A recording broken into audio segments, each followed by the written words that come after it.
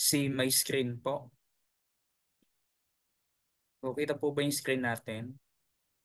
Yes. Ayan. So, since I am on a presenter view, so I won't be able to see you on cam because I'm focused on discussing the common bookkeeping mistakes. So, let me introduce myself. So, I'm Carlo Carrasco and I'm working as a senior accounting associate and a supervisor from an accounting firm in Makati. So, ang yung mga task ko is more on system implementation. So, what I do is clients. I train clients on how they can navigate well, that how can they properly use the software. So, the commonly used software that I usually train with our client is mostly QuickBooks Online and QuickBooks Desktop, since they are two of the most common softwares that is really saleable in the market. So we also have Xero, pero bihira-bihira siya dito. We also have Odoo, pero again, si Odoo kasi is bago lang yung market niya. So hindi pa siya ganun kakilala, but again, we have clients na gumagamit ng Odoo.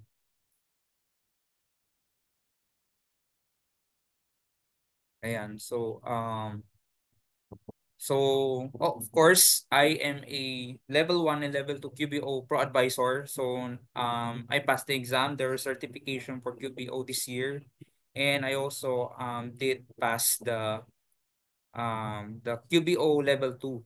I also did pass the Intuit bookkeeping certified bookkeeping for Intuit. So, more to go. So, I'm also zero payroll certified. Pero hindi ko masyadong ginagamit yung Zero Payroll Certified since I don't have clients yet for AU Payroll. But definitely sooner we will be having clients for Zero. So bibihira lang kasi yung market sa Zero. Ayun. So going back, so what I'm going to discuss to you is the common bookkeeping mistakes. So all of us, even me as an accountant, we do all experience the headaches, no, the challenges, and even gone into several mistakes um when we record transactions. So I just made a research of some of the basic common mistake that we usually encounter. So what are those? So let me just proceed on the next screen. Number one, of course, the most common issue is the incorrect account classification. So dito pa lang, when we as bookkeepers, the real challenge is how do we analyze transactions. So yung account titles na ginagamit natin when we journalize and post transaction, that is where the real challenge is. So of course, any incorrect account classification can significantly affect the reports of a certain business, accuracy, compliance, decision making, and more. So a wrong entry, okay, a wrong classification of account title can lead to errors. So this can be misleading. Why? Kasi syempre, you are already reporting a figures that is wrongly classified into an account. For example, kung si bookkeeper na dapat ang record niya is repayment sa supplies pero nilagay niya as repairs and maintenance, so technically, meron ng issue doon. So misleading account can lead to incorrect presentation of the balance sheet, IS at saka cash flow. So again, it will also result to either underpayment or overpayment of taxes. So it is important for us bookkeepers that we have a strong foundation of basic accounting, the debit and credit, and also the nature of the account titles. Okay, so dapat alam nyo lahat yung nature na account title. So you would, as much as we can, minimize having wrongly classifying the transactions. Next is the lack of supporting document. The most common issues, especially now that we are now going to have our nasa tax season na tayo by next year. So one of the main issues that auditors usually check is the lack of supporting document. Again, um, all transactions should be backed up by substantial evidence, should be backed up by documents. I have a question. Um, are we aware po ba sa ease of paying taxes law here in the Philippines? Okay. So definitely, nung time na inimplementa ni BIR ang ease of paying taxes law, they have been so much strict when it comes to supporting documents. Okay? So even wala pa si ease of paying taxes, we have to assure that all of the transactions should be properly supported by documents. So right now, sa ease of paying taxes, the primary document for claiming input tax credit is of course invoice. The official receipt, collection receipt, and acknowledgement receipt, bill of lading, and other documents are considered as supplementary document as they are not valid for claiming input taxes. Again, without this proper document, there's a possibility that the BIR may disallow these expenses, or it could be possible na madadagdagan yung ITR payable kasi pwedeng hindi sila ni BIR yung mga expenses na walang documents. So again, all transactions should be backed up with supporting documents. Okay? Maliit man o malaki yung pera ang nilalabas ni company when they pay expenses or when they collect cash or check, they should be backed up with supporting document. You as a bookkeeper should be very skeptical about it. So, wag po kayong papayag na magre-record ng transaction na walang supporting document. Otherwise, you might advise your client kung ano yan. Ang possible na mangyari yan is what we do is yung mga documents na walang transaction walang supporting document, usually nilalagay yun sa advances to employee, advances to officer kasi walang document. So hanggat hindi nagbibigay si client ng document, nilalagay natin siya sa advances. Ngayon, pag hindi pa rin sila nagbibigay, technically the auditor may make a decision to to either disallow this as a deductible expense, and possible, itataas niya pa yung ITR payable. So again, you have to ensure that your clients have supporting documents to ensure accuracy and compliance. Okay? Next, this is the proper main issue, the mixing of personal and business transactions. So I have to say this, so I have a handful of hard-headed clients na pinaghahalo ang personal and business transaction. So again, personal expenses can be considered as non-deductible, leading to a higher tax income o higher tax liability rather. Kasi hindi naman po talaga dinededuct ang personal expenses. Also, the main principle in accounting is the accounting entity concept, which states that transactions should be accounted separately. So all personal dapat sa personal, business lang is dapat business because we don't know kung kumikita yung negosyo kung ipinaghahalo natin yung mga personal expenses natin. Okay? So we have a handful of clients na pinapasok pa rin yung personal expenses. So the consequences is again, pwede siyang ilagay as party advances, but I think it could be risky because there are some clients na nilulubog yon o nilalagay sa advances to related parties. This is also subject to documentary stamp tax. So if you're familiar with the BIR 1709, so I think that's a form declaring the company's transaction relating to advances to other related parties. So again, it's technically subject to documentary stamp tax. Of course, as we don't encourage client to record personal transactions, so as much as we can, dapat we don't record personal expenses, record only the business transaction. Okay? Because mixing the personal expenses and business expenses can be a violation to BIR and even to SEC. Okay? This may result in disallowance, meaning magiging non-deductible siya and may increase penalties or may impose penalties or even fines during audit or even BIR audits. Next, another main reason kung bakit um, hindi rin reliable ang ating record is we don't reconcile bank accounts. How can we testify? How can we substantiate the balance of our client's bank account if they don't perform a monthly bank recon? Okay?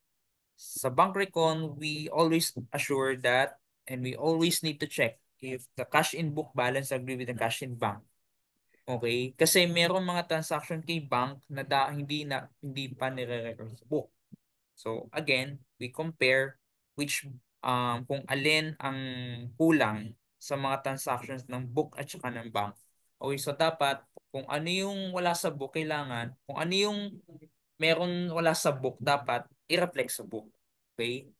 So again, importante ang bank recon. So, auditors will always ask for a bank statement and to ensure that your client performs a bank recon. Otherwise, we would never know if your client's cash in bank is not reliable. Okay? Next, using journal entries for routine transaction. Okay. For those who are QuickBooks Pro advisors, Zero advisors, or those who have experience in using softwares, the usage of journal entries should only recommended for adjusting entries. Those adjusting entries may include accruals, accrued income, accrued expense, deferred income, capital contributions, opening balances. Okay? You should not use journal entries to record adjusting entry for inventories because there's an appropriate transaction time for that. You should not use journal entries to record receivables. You should not use journal entries to record payables because these modules have this transaction type has a corresponding proper transaction type. Okay? The nature of transaction should be recorded depending on the transaction type. Okay? So if you are familiar with invoices, transfer fund or fund transfer, inventory quantity adjustment, pay down credit card, bills, pay bills, sales receipt. These are the routine transactions where you can use to properly record transaction. So I don't really encourage clients to use journal entries to record all transactions. Why? Because I have a separate discussion for that. So technically, hindi lahat ng transaction dapat hindi journal entry lang. There must be a corresponding feature that you can use to properly record the transaction. Okay? Next. Another thing is the inadequate handling of VAT. Okay? Recently, I just have a client when we were discussing about the separation of input VAT and output VAT, what happened is the client is actually considering VAT as part of the cost of the asset or the cost of expense. So what happened is that your asset is purely overstated and your input VAT is overstated. Nangyari, mas malaki pa rin yung VAT payable mo. Na dapat paliliitin lang natin siya.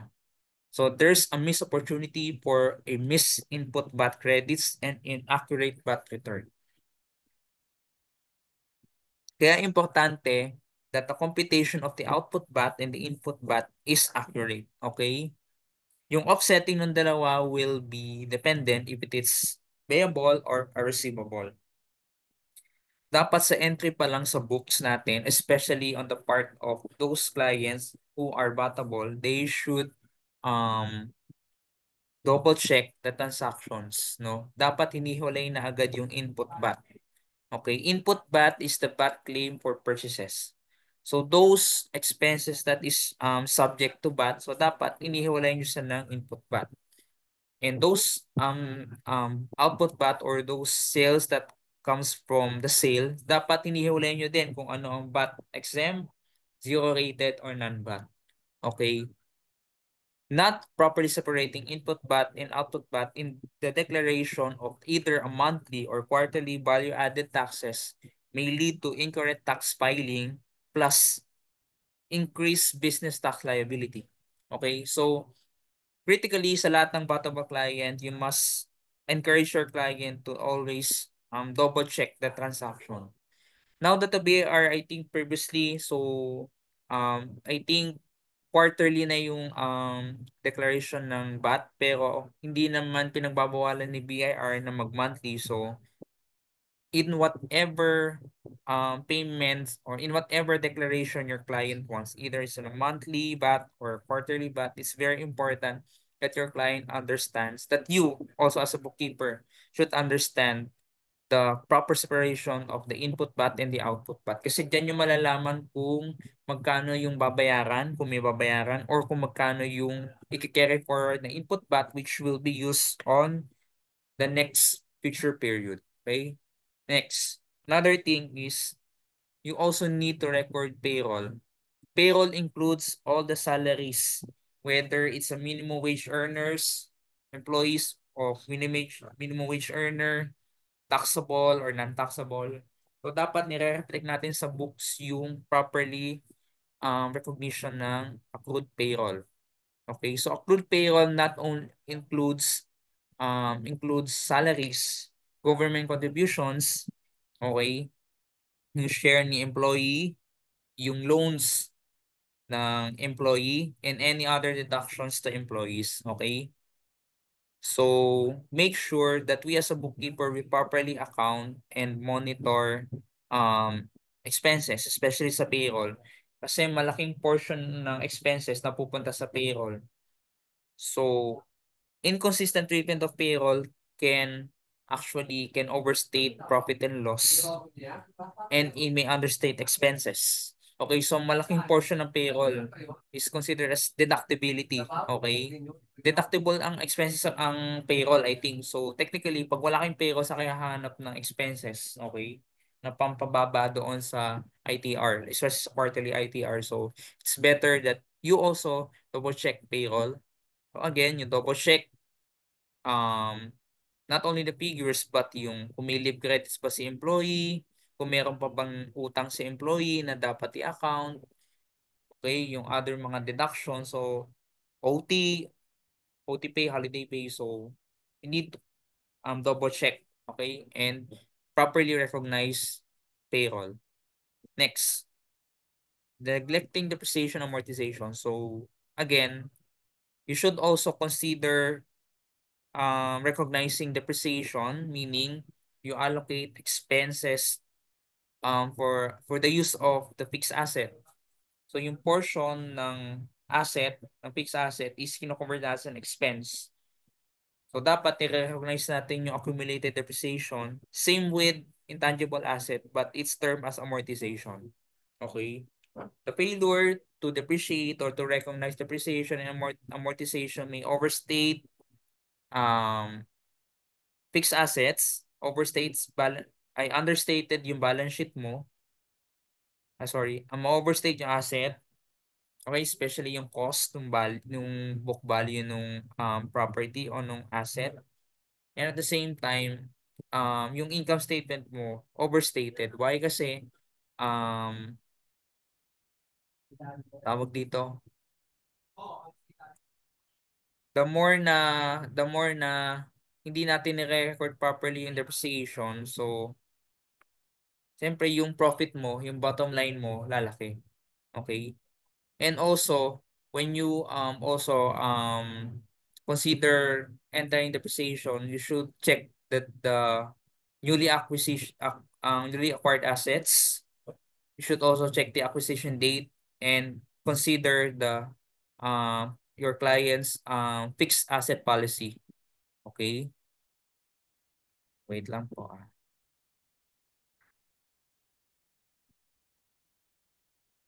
Okay, next. The recording revenue and expense in the wrong period. This is also a common issue. Okay? Most of our clients and also kayong lahat as bookkeepers and accountant are familiar with accrual basis of accounting. Okay, so accrual basis is technically recording expenses and revenue regardless if cash is paid or cash is received. Meaning, pag dumating yung bill, pag dumating nag-invoice tayo sa client, we will record the transaction as is kahit wala pa tayong nilalabas sa payment or kahit wala pa tayong nakokollect ng payment. So, it's important that we properly recognize revenue and expense in the period which they occur. Okay? So, dapat may proper matching ng revenue and expense. Okay? For example, Technically, an unearned revenue should be recorded as a liability. Why? Because unearned revenue is a revenue. Okay, these are transactions wherein your client has paid already you, or you paid um meaning si client nagbayad agad doon sa vendor niya in advance. So technically, sa part nung seller, meron na silang unearned revenue. Kaya siya liability kasi unang-una sa lahat, the seller has still the responsibility to render the services since binayaran siya agad in advance. So as the time goes by, you need to recognize the revenues from the period which it occurred. Okay, so for sure yung mga unearned revenue, meron yang parang period kung kailan mo dapat i-recognize yung revenue. So hahatiin mo yon depende doon sa period, okay? Yun. So it's also important that you properly accrue expenses, okay? So I hope all of you are quite very familiar with accrual basis because most of the companies, okay, I think majority of the companies, even the BIR and SCC, is encouraging the using the accrual basis of accounting, okay, instead of the cash basis. Okay, kasi mas maganda sa paningin ng client kapag accrual basis instead of cash basis. Kasi ang cash basis, pag nag-report ka ng expenses mo, mag-report ka lang kapag nagbayad ka na ng expenses mo. Eh paano kung halimbawa let's say nagbayad ka ng kuryente, let's say August. August naka-receive ka ng bill, tapos binayaran mo siya ng September. Sa cash basis na accounting, September pong i-record yung expense. Ang question kasi noon is the expense really properly recognized in the period where they occurred? Iba dapat i-record mo siya as August kasi yung covered period ng expenses is August, hindi na September. Yeah, that's why majority of the companies, even our accounting standard, encourages the use of accrual basis of accounting. Okay? For reporting and compliance purposes. Okay? Next. All in all, of course, lahat ng adjusting entries that I mentioned before, so we have depreciation, accrual of expenses, recognition of revenue to unearned revenue, so and other adjusting entries necessary to correct your book balances is necessary. The failure to record adjusting entries can be misleading. Why? Because may mga expenses ka pa na hindi pa ina-accrue. So technically, ma-overstate yung income mo. Okay? Liliit yung expenses mo. Pero overstated naman ang ano mo, ang income mo. So it's very important that we as bookkeepers understand the importance of adjusting entry. Pinakamahirap ituro ang adjusting entry nung ako po ay nag-aaral sa basic accounting. Okay? So, it's important that you as a bookkeeper dapat mas may alam kayo sa adjusting entry because diyan kayo din tatanungin ng mga client ninyo. Especially if your client does not really understand about accounting. So, since you have the full control or you have the records of your client, you should at least have an idea on how you can adjust or update the balance of your books, especially kapag preparation na ng financial statement this year. So for those clients or for those accountant that are also preparing audited financial statements in ITR, katulad ko, so we always ensure that we are properly recognizing adjusting entry to properly reflect the correct balances of all the accounts. Okay, next. So that ends my presentation. So meron po ba kayong mga questions or concern with what I have discussed? Any questions, guys? Or any tingin yung common mistake na hindi kasama dyan? Meron kayong masasuggest for further discussion? Lahat ba? Mga student. Anyone? May questions? Uh, And may question kasi 'di ba ito common mistake. So, daanan natin when we say basic bookkeeping. Ano yung pag sinasabi mong basic and foundation? Ano yung mga dapat aralin or malaman ng pag sinasabi mong, ay, solid na yung foundation ko sa basic bookkeeping? Ano yung magsasabi na yun na yun?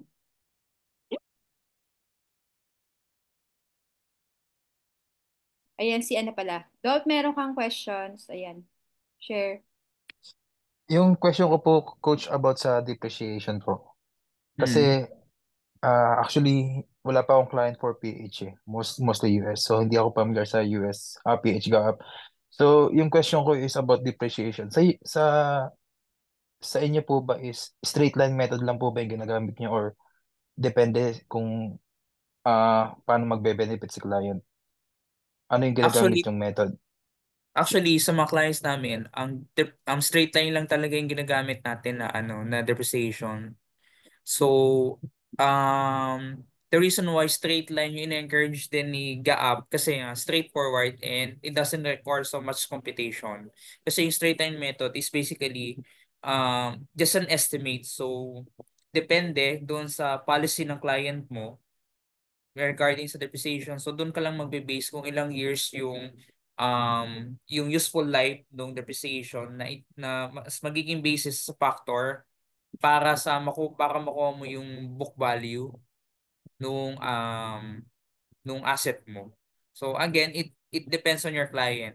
Pero majority of our clients that we handle, walang gumagawa ng depreciation. So what we do is sa record lang sa record na lang namin, doon lang kami nagagawa ng depreciation. So mininote na lang namin kung may mga additional acquisition, meaning if they have assets na currently na purchase for the year, so they should be considered as an addition or kung may mga assets which has improved the its capacity or production. So technically para siyang ano siya ang term niya is um parang expenditure. So kinakapitalize yung instead na expense, kinakapitalize siya as cost ng asset. So depende pa rin pero technically here in the Philippines mostly straight line depreciation yung ginagamit ng client. But I'm not sure with um clients outside PH like US. I believe they have been using other methods such as double declining or units of production. So I don't have any idea of clients that are outside PH na gumagamit ng other method. But usually dito sa PH, we use talaga straight line method. Hmm. Para may mga questions sa chat pa.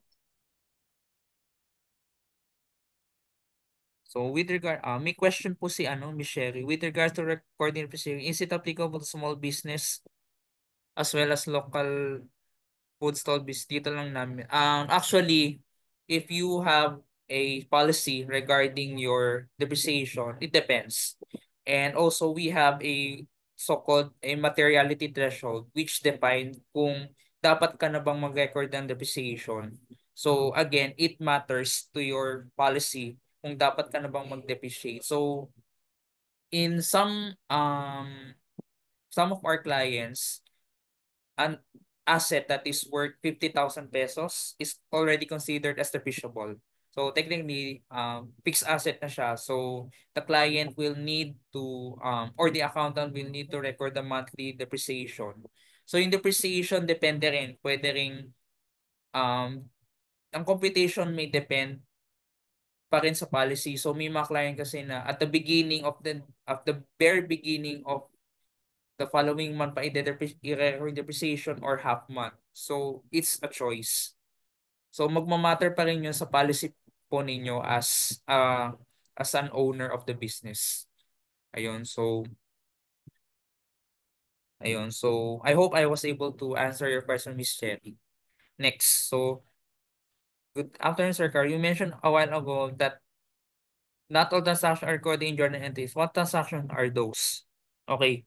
What platform are you using? Are you using QuickBooks? Are you using Xero? Are you using Oracle NetSuite? So again, it depends on the platform that you use. For QuickBooks Online, of course, when you record an invoice, it should be an invoice. Okay. Okay, so QB and Xero. So ano po yung mga transaction na hindi dapat yung sa journal entry. Of course, yung regular na invoicing. So you should use invoice when you record transactions to your customers on account. So yung mga AR ninyo, so it's invoice. When you have clients, walking clients, and pay you immediately at the time of sale, you use sales receipt. Okay? If you have expenses to be paid later, you should use the bill. When you need to pay the bill, you should use pay bills. Okay?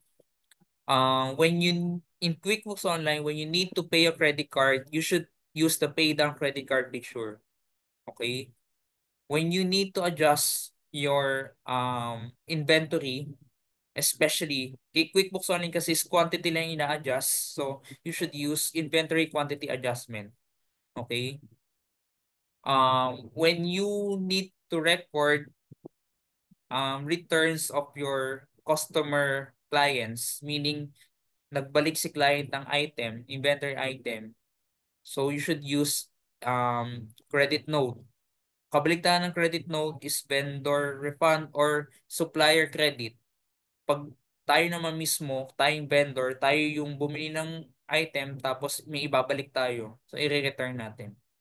So, those are the some of the transaction that should be recorded in its nature or transaction type. So, other than that, okay, so kapag ka naman po adjusting entry ng inventory, sa inventory quantity adjustment kayo mag-a-adjust, hindi kayo pwede mag-record ng journal entry. Why? Kasi pag nag-record kayo ng journal entries sa inventory, ang tatamaan lang ng GL balance mo.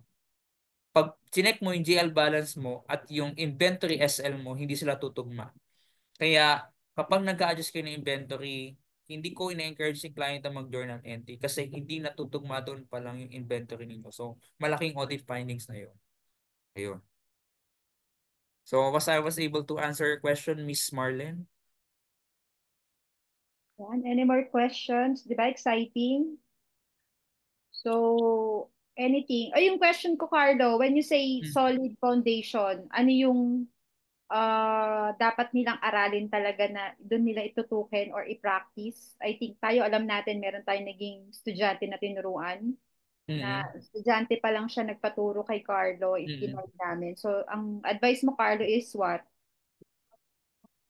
Okay, so dapat ano pa lang, si QuickBooks Online kasi or Xero, these are platforms. Okay? They don't actually help you to analyze. So, ibig sabihin, these platforms are used to simplify the work. Pero yung analysis ng transaction should come within us. So, pag si client ang bigay ng transaction, we have to decide and we have to analyze the transaction well. The nature of the account titles, asset, liabilities, equity, owner's equity, income, expense, withdrawal, dapat alam natin yan lahat ng yan. Also, alam din natin yung ibig sabihin ng debit at saka credit. Okay? Dapat tayo mismo accountant, hindi na tayo dapat masyado nalilito doon. And I also encourage you to use the accounts. Mag-manual pa rin kayo if sa tingin nyo nalilitok pa kayo pag nag-a-analyze kayo ng transaction. And also,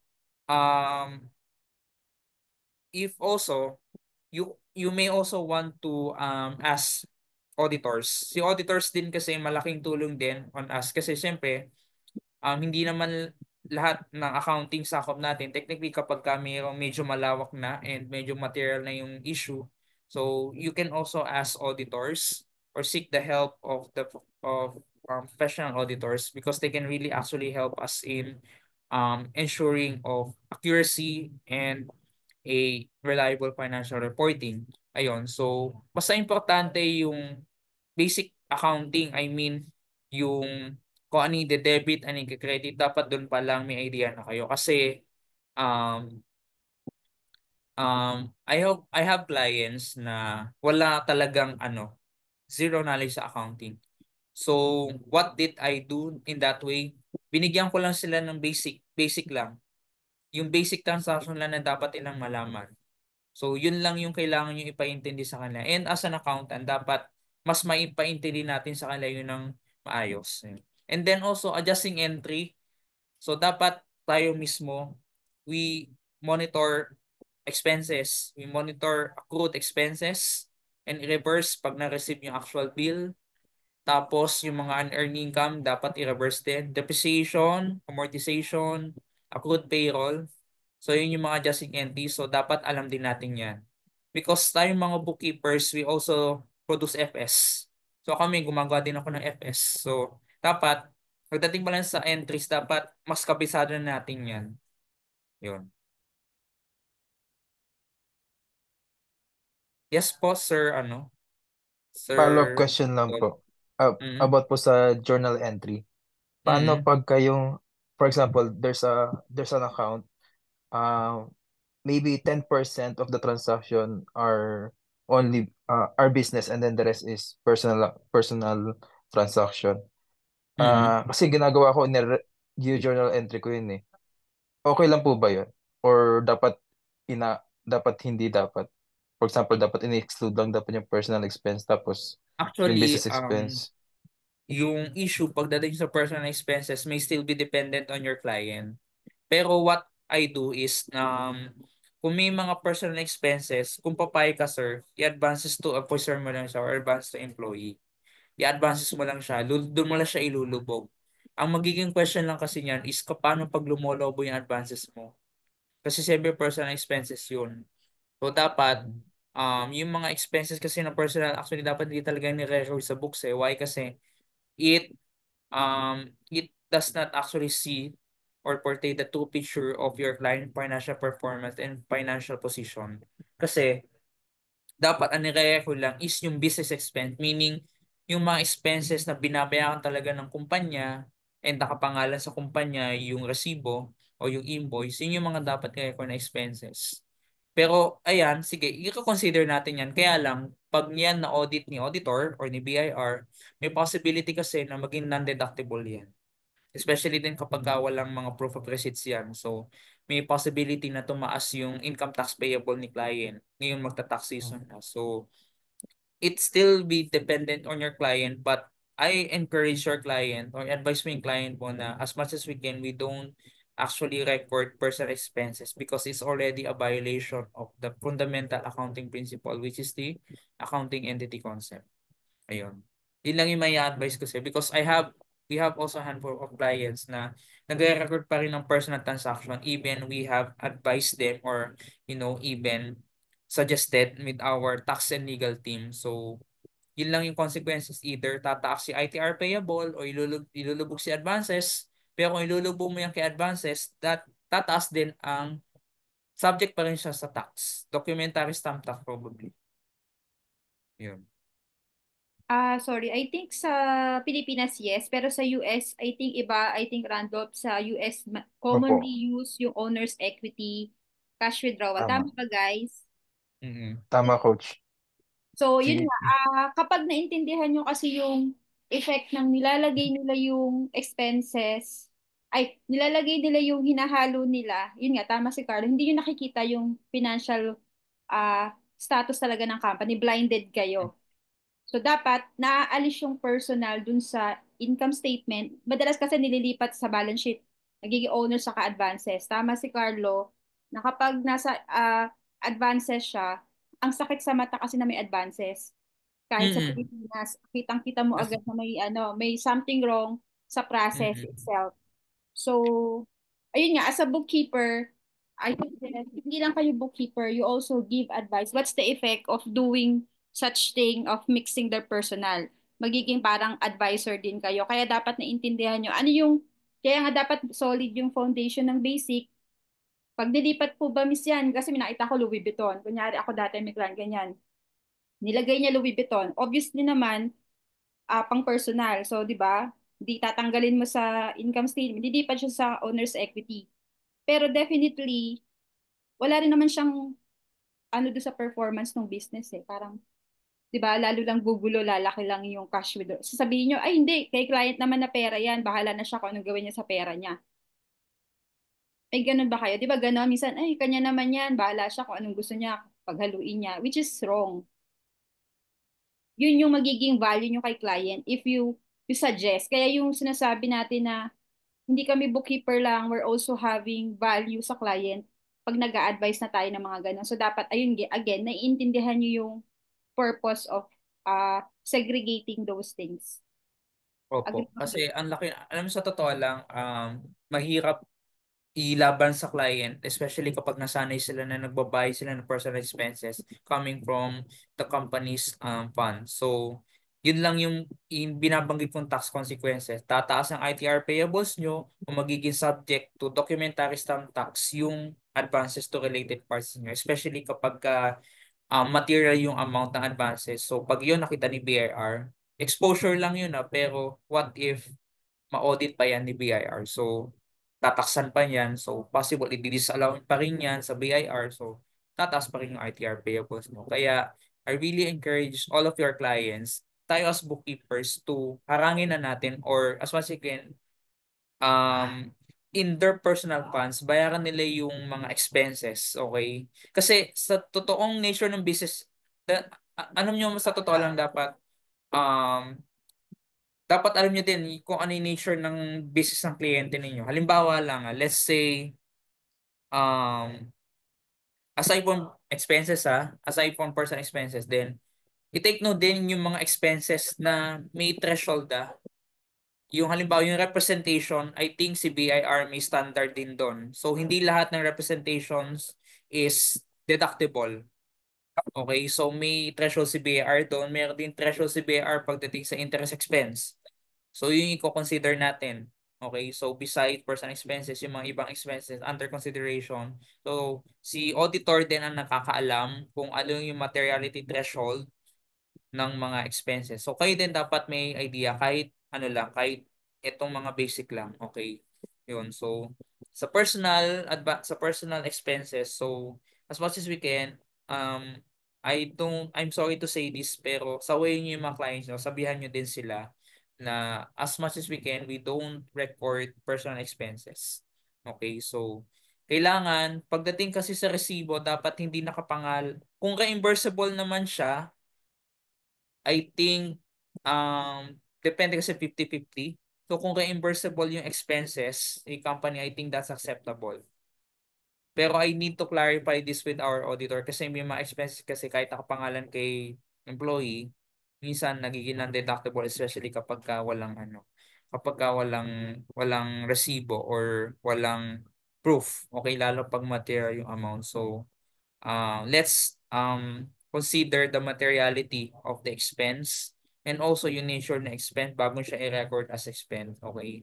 So, ayun lang. So, yun yung pinakamahirap ilaban sa mga client actually, yung mga personal expenses because again, your clients may mga clients tayo na hindi accountant so hindi na naiintindihan yan. And may mga clients naman na kahit hindi accountant, um, ayaw, gusto nila lahat ng expenses si company nagbabayad kahit personal nila which is technically bawal. Ayun. So ano lang let's exercise professionalism and professional judgment when it comes to recognizing expenses. Okay? So kung babasahin niyo yung National Internal NIRC yung regarding sa deductibility ng expenses. Okay, yung expenses naman dapat is deductible day-to-day nangyayari. Meaning yung recurring, paulit-ulit nangyari. So ano yung mga expense na yun? Rent, payroll, internet, other forms of utilities, supplies, meals. So yan yung mga usual na expenses. Okay? Pero kung ang binabayaran ng kliyente nyo is pampagupit, pampamanicure, panood ng sine, ay maybe it could be a gift to your client, pero you have to check pa rin. Baka personal na pala yun. Imbis na yung pambayad sa ganito, pinambayad na lang sa pampaganda or pampamanicure. Pero technically personal expenses yun. Pero of course, you have to understand pa rin kung ano yung nature ng transaction kasi dun kayo mag-a-analyze kung saan siya dapat na account title ipapasok.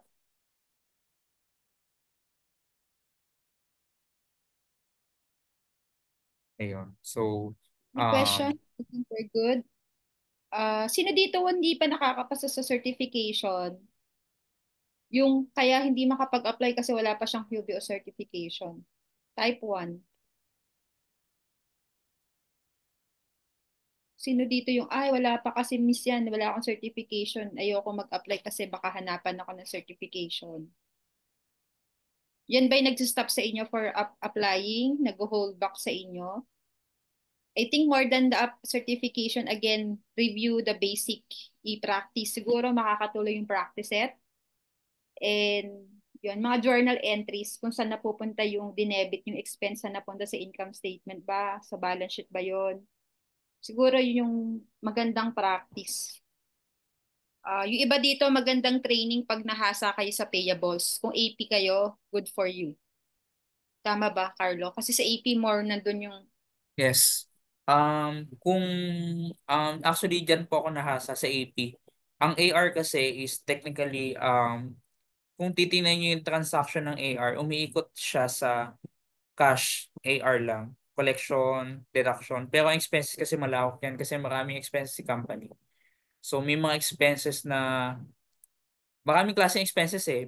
Meron tayong non-operating, meron tayong operating, meron din tayong tinatawag na cost of goods sold or cost of goods manufactured. So, dapat, ang advice ko sa inyo, dapat mas mahal kayo sa AP.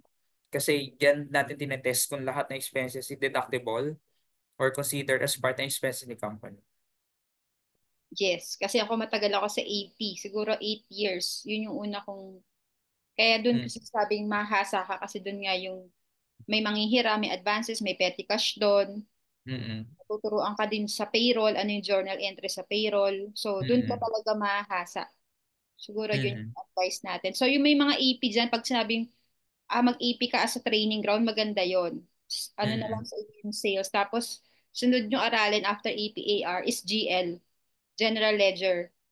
Mm-mm. Tapos, financial statement. So, I think that's the roadmap na kailangan yung tahakin. So, yung mga fresh grad, hanap kayo ng AP role. Natututunan naman, may nagtitrain naman dyan. So, kung hindi kayo pa natitrain, mag-apply kayo sa AP. Pag solid yung basic nyo, apply kayo sa AP para mas solid pa yung foundation. And then, mag-add kayo ng work. Pag kapisado nyo na sa AP, sabihin nyo, pwede bang paturo din na AR? So, para mabuo yung buong process nyo, not only bookkeeping, but the whole financial statement. And mas maintindihan nyo yung income state balance sheet. That's I think, my piece of advice for those newbies and not so newbies. Pa-type naman ng zero kung agree kayo doon saan naintindihan yung training kasi yun yung nagkakaroon kayo ng gap ano yung uunahin nyo, di ba? Make sense ba yon yung flow? Yon para alam nyo, ay ano nga pala unahin ko. So yung opportunity na basta isa, mag-a-apply lang bookkeeper. Pero, ayun nga, ano ba trabaho ng bookkeeper? Pero kasi sa US, ang bookkeeper, all-in-one siya, multitask kayo doon. Mm. Hindi ka gaya sa Pilipinas, pag AP ka lang, AR ka lang, treasury ka lang. So sa Mm. US, if you want to transition, you have to solidify talaga yung basic para wala kayong tapon. Walang tapon. Yan. Okay ba? Agree ba? So, ayan. So, thank you so much, Carlo. And, ayan, for those of you, yun nga, tinatang namin certification kasi si Carlo willing siyang mag-help with the minimal cost. Kaya ako tinatanong siya noon pa kasi nakikita ko very helpful siya sa community, siya yung sumasagot. Kaya ako pinapafirmat kayo ng form is in case you want that kind of training, let us know kasi we can schedule yon. Okay ba? Yung gustong makapasa, paano ba yun? May ano ba yun? Sabay-sabay ba kayo mag-aaral? Paano ba yun? O titrain mo sila? Paano yun? Depende din po kung marami kasing kung marami po kasi mag-enroll, so magpapa-exam din ako. Kailangan ko magpa-exam to assess yung knowledge din. Okay, may knowledge test din ikaw para alam mo kung Mm-mm. makapasa. Tapos kung hindi siya nakapasa, ano yung kailangan niya pang i-improve? Ganong level. Ah, we'll see on that, coach, kasi ang pagtitrain po kasi ng bookkeeping hindi siya yung yung talagang one time sitting, so it takes a lot of time. So dito pa lang sa team na to, so I suggest you practice, you start mag-aral din kayo ng worksheet, yung manual worksheet. So try niyo po mag-aral ng manual worksheet. So dun natin makikita if kaya nyo nang humandle ng QBO. Kasi pagka naglaging kayo sa QBO, wala kayong worksheet na makikita. Kasi ano na yun eh, direksyon posting yun ng entry. So may trial balance ka na agad. So pagdating ng tayo balance, dapat may idea ka na kung saan nanggagaling yung mga transaction na yun. Sa sa manual accounting, gagawa ka pa ng journal entry, gawa ka ng ledger, trial balance, worksheet, FS. So yung basic foundation yung importante doon, okay? Kasi nung first time kong humandle ng QuickBooks, nung tinetrain pa lang ako. So dahil I have a base, hindi naman strong, pero I have a good knowledge in basic accounting. So hindi na mahirap para sa akin yung aralin nung flow nung transaction. Ang mahirap lang doon is yung pagte-training at yung pagpapaintindi sa client ng software. Kasi on the backside, naiintindihan ko yung debit and credit, yung galaw ng transaction. Pero yung the moment na i-apply siya sa client, yun yung real challenge. So even with your client, the real challenge comes in kapag pinagawa sa client nyo na, oh, ito record mo tong transaction na to. So, saan mo ipapasok yan? So, dapat ikaw mismo, as an accountant, alam mo kung saan mo siya dapat ilagay. Dahil pag binigay sa'yo kayo ng QBO, it's actually on your own and you have to decide and, find a way to properly record the transaction. Kasi walang magtuturo niyan kundi, or technically, walang mag-a-assign sa'yo or magtuturo kundi ikaw lang. So, I learned QuickBooks Desktop most of the time. QBO, self-learning yan. So, then na-expose ako sa mga client kaya that's why mas marami akong natutunan. Okay, any more questions? So we could leave at again, thank you so much, Carlo. And if you would like to know more uh on that QBO certification, makapasa and then basic bookkeeping, anyan lang yung form and reach out lang sa amin kung interested so we can get if interested kasi kung 10 lang kayo, 'di ba? At least tingnan lang natin, beta test lang natin. Pero eventually yun nga, yung mga sinare ni Carlo is I think makakatulong sa inyo. Okay? Patype naman ng salamat kay Carlo para naman mag-thank you tayo for sharing his expertise for tonight. May natutunan ba? Meron? Ayan.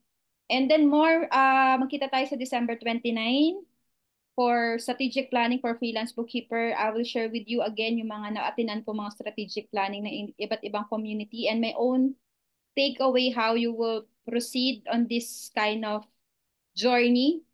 Sa 3 years na tayo, so ang dami na nating pinagdaanan at pinagdadaanan pa. Pero we have a lot in store for you toward 2025. Marami na nagsabi free training, papasok sa committee free. Yan. Apo, may ano po to, recording sa YouTube, ipopost ko na lang po. And again, stay tuned lang kayo sa mga link. And I hope sana maging more engaging kayo kagaya ni Carlo. Matulungin yan sa community. Sana kahit kayo din make your own way of helping other freelance bookkeeper, accountant sa community. Okay ba yon? Magtulungan tayo para lahat naman tayo ma-uplift and magkaroon ng jobs. Tama ba? Yan. Once again, thank you, Carlo. And I hope more session with you. And again, next year, local taxation na susunod for you guys to stay tuned. Okay?